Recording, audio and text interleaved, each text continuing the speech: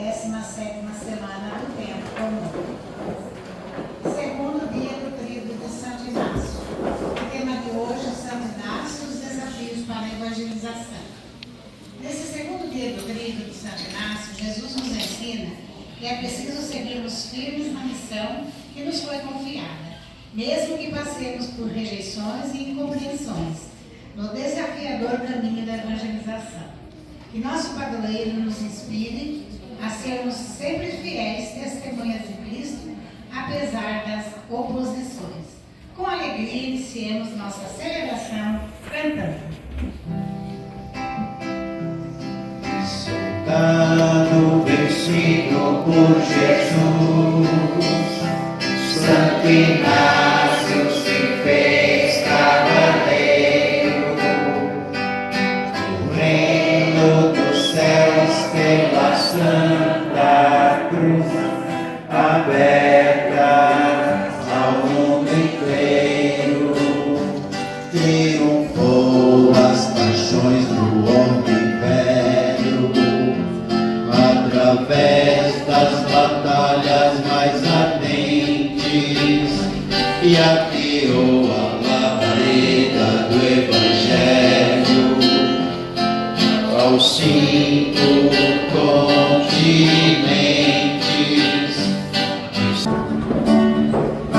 Aleluia, aleluia, aleluia, aleluia, aleluia, aleluia, aleluia, aleluia, aleluia, aleluia, aleluia. A palavra do Senhor permanece eternamente, e é esta a palavra que vos foi anunciada. Aleluia, aleluia, aleluia, aleluia, aleluia, aleluia, aleluia, aleluia, aleluia, aleluia, aleluia. O Senhor esteja convosco. Está no meio de nós. Proclamação do Evangelho de Jesus Cristo segundo Mateus. Glória a vós, Senhor. Naquele tempo, dirigindo-se para a sua terra, Jesus ensinava na sinagoga, de modo que ficavam admirados e diziam: de onde lhe vem essa sabedoria e esses milagres? Não é ele o filho do carpinteiro? Sua mãe não se chama Maria, e seus irmãos não são Tiago, José, Simão e Judas? E suas irmãs não moram conosco? Então, de onde lhe vem tudo isso? E ficaram escandalizados por causa dele.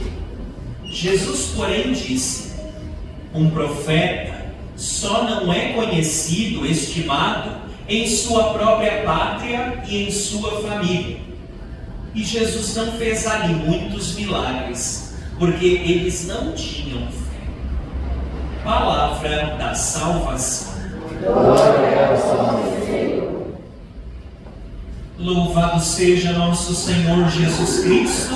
Para sempre seja louvado. Santo Inácio de Loyola. Rogai por nós. Que bom, meus irmãos, que nós estamos reunidos nesta noite, celebrando então com alegria este segundo dia do trido de Santo Inácio, louvando e agradecendo ao Senhor. Vamos exultar nele, porque, como cantamos no Salmo, é ele a nossa força. A palavra de Deus hoje foi entre nós partilhada e nos quer ajudar a vivermos a nossa vida com fé. No Evangelho de hoje, nós ouvimos, meus irmãos, uma situação da vida de Jesus. Ele está anunciando o Evangelho na Galileia, sua terra, de onde ele nasceu e cresceu, e ali então Jesus, ele começa a proclamar o Evangelho. Acontece, meus irmãos, que na sua cidade as pessoas se espantam com o tipo de ministério de Jesus. Jesus ia passando, fazendo bem, curando os outros, e eles ficavam admirados. Tão admirados que eles começavam a se perguntar: mas quem está fazendo isso é Jesus? Ele não mora ali, ele não é nosso vizinho, a gente conhece a família dele. Olha, que coisa estranha isso. Esse Jesus que eu vi crescer não deve ser quem está fazendo o milagre. De onde vem essa sua força? E o Evangelho então apresenta para nós que muda-se o verbo. Eles não ficaram mais somente admirados, eles ficaram escandalizados com Jesus. E conclui-se então dizendo que Jesus não conseguiu fazer ali nenhum milagre, porque eles não tinham fé. Meus irmãos, esse Evangelho diz muito sobre a nossa própria história e a nossa própria caminhada cristã, porque nós também convivemos com Jesus. Vai dizer que você não vem à casa do Senhor semanalmente, se encontra com os irmãos, conhece Jesus, sabe quem Ele é, mas nem sempre nós acreditamos que quem está conduzindo as coisas, conduzindo a vida, realizando o seu poder no meio de nós, é Ele. Olha, meus irmãos, esse Evangelho então nos ajuda a compreender uma dinâmica fundamental da nossa vida de fé. Não basta conhecer Jesus para experimentar o seu poder e seu amor. É necessário abrir o coração para a sua ação. Tome cuidado.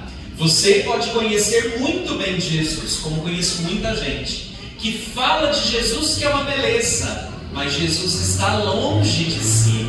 Jesus está longe do seu coração. Tem a cabeça cheia de Jesus, conhece Jesus e todas as suas opções, mas a sua vida não condiz com a vida de um seguidor de Jesus.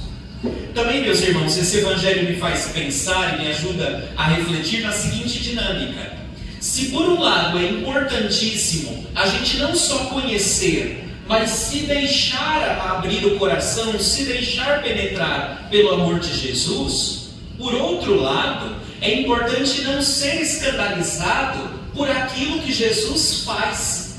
Isso é um ponto fundamental.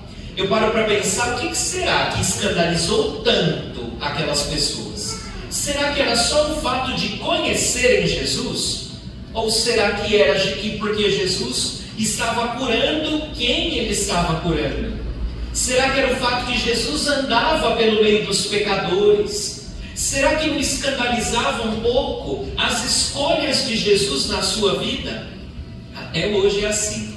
A gente vê um cristão andando por algo que a gente acha que não presta, não serve, ou com quem não presta de jeito nenhum, na nossa categoria, e a gente começa já a pensar: Deus não está ali com eles.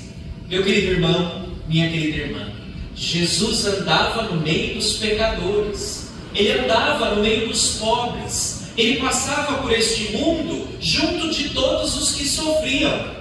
E às vezes a gente quer que Jesus não passe no meio dos sofredores. Às vezes a gente quer dizer para Jesus como Ele deve agir na nossa vida, e não nós sermos discípulos dele. Não coloque o carro na frente dos bois. Ele é o mestre, somos discípulos. Se você se escandaliza, meus irmãos, com as opções de Jesus, muito provavelmente na sua vida você vai deixando isso de lado. Olha, acontece muito, meus irmãos, de eu ouvir hoje um discurso como assim, é bom cristão quem reza muito. Isso é importante. Quem não reza, eu aprendi em casa, vira bicho. Vocês já ouviram essa expressão? Quem não reza, vira bicho. Mas não é só de reza que a gente se sustenta. Rezar e não estender a mão para ajudar o outro não funciona. Não está completo a coisa. Entendem a lógica? Padre, eu rezo muito, mas eu rezo de casa. Não venho à missa para rezar com os irmãos. Não presta. A lógica, meus irmãos, não é rezar como eu quero, do jeito que eu acho, mas é viver como Jesus viveu. É bem verdade também que em igreja, às vezes, a gente vai confundindo as coisas. Tem muita gente na nossa comunidade, nas nossas comunidades, que são capazes de fazer tudo, mover os céus e terras para poder ajudar tudo, mas não são capazes de sentar nos bancos, ficar na presença de Jesus em Eucaristia, adorá-lo e se alimentar. Entendem aqui a lógica? A lógica então não é simplesmente partir para opostos, para extremos, mas de abraçar a vida como Jesus viveu. Ele rezava e também ajudava os outros. Por aí afora, tomem cuidado com isso, viu? Por aí afora tem difundido um pouco dessa ideia de que só é bom cristão quem reza muito, ou então só é bom cristão quem ajuda os pobres. Não, precisa ser os dois, caminhando juntos. Senão, meus irmãos, a gente inverte a história e não só se escandaliza com Jesus, mas também escandaliza os seguidores de Jesus. Por fim, meus irmãos, para encerrar esse meu falatório todo aqui na frente, eu queria refletir um pouquinho com vocês a primeira leitura que nós ouvimos. Essa leitura é uma leitura longa e vai narrando como que deviam ser celebradas as festas no judaísmo antigo. Essas festas até hoje são antigas. Vira e mexe a gente ouve falar, por exemplo, na TV, que os judeus estão celebrando a sua Páscoa, que daqui a pouco chegou a festa das tendas, a festa da reconciliação, chamada de Yom Kippur, e a gente vai ouvir esses nomes todos. É aqui a instituição. Para mim importa, e eu gostaria de refletir com vocês, é que no início da leitura disse que foi o próprio Senhor quem as instituiu. Isso é um ponto fundamental. A gente vem para a igreja, meus irmãos, e hoje estamos aqui celebrando a missa, não é porque a gente não tinha nada para fazer na nossa casa, mas estamos aqui porque o Senhor nos reuniu. Basta lembrar que Jesus se reuniu com seus discípulos numa celebração familiar como essa. Sentou-se ao redor da mesa, partilhou com eles o pão da Eucaristia, e nessa presença, nessa partilha, Jesus está presente. Celebre os momentos da nossa fé, como a festa de um padroeiro que hoje estamos vivenciando. Celebre não como uma regra, um mandamento, algo que a gente precisa cumprir como se fosse uma coisa pesada, mas viva compreendendo que é o próprio Senhor que nos chamou, é o próprio Senhor que instituiu esse momento, é o próprio Senhor que nos reuniu como comunidade. Olha, meu irmão, minha irmã, talvez muitos de vocês não saibam mais por que a capela é dedicada a Santo Inácio de Loyola. Um ou outro talvez saibam ainda, mas isso é um ponto importante. Talvez a gente ache que foi a gente que escolheu o padroeiro, mas não. É Deus quem nos preparou para viver sob a intercessão daquele santo padroeiro. Então que vocês possam viver essa bonita festa de Santo Inácio como um momento de renovar a esperança em Deus e celebrar este momento não só porque tem que celebrar, mas como um momento de renovar a esperança, de viver de novo o caminho do Senhor. Meu querido irmão, minha querida irmã, lembre-se sempre, é Jesus quem diz para nós como viver a nossa vida, não o contrário. Hoje nós estamos celebrando a memória de um bispo chamado Santo Afonso Maria de Ligório. Ele é o fundador dos Padres Redentoristas. Aqueles que cuidam do Santuário de Aparecida, vocês devem conhecer. Os Padres Redentoristas, eles tinham uma missão fundamental. E qual era? A missão de anunciar que Jesus é o Salvador de todos. Todos. E essa é uma missão tão bonita. Santo Inácio, ele também, na vida dele, quis criar então um grupo que deveria ir à sua frente, que deveria ir por esse mundo inteiro, levando, estando na companhia de Jesus. Os jesuítas. Olha que intuição bonita. Levar Jesus, aprender a viver com Jesus e seguir a Jesus.